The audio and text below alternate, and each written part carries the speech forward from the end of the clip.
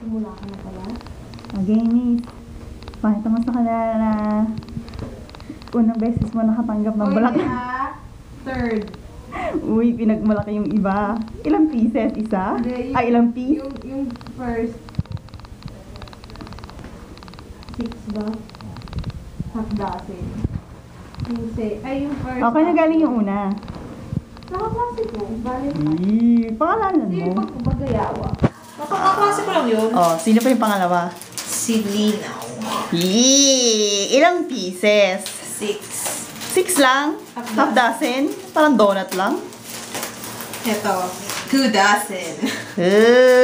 Naka-sale. Save mo your face. Dahil ka ni Bing, ilang beses ba yun? 1, 2, Bakit? Ang tagal-tagal nyo na ako. What? Ano guys nito?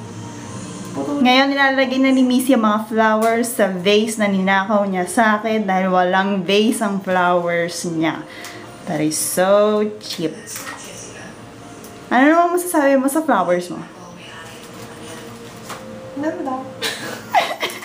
Kala ko ba ayaw mo ng flowers? Ibubuko kita ngayon. Alam niya, sinabi ko. Dude? Ano naman ang pakiramdam mo?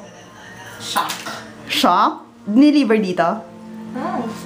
What the heck? Babaeng babae ka na ngayon. Ako si Lady Violet.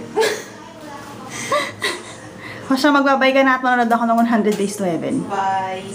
Thank you for watching.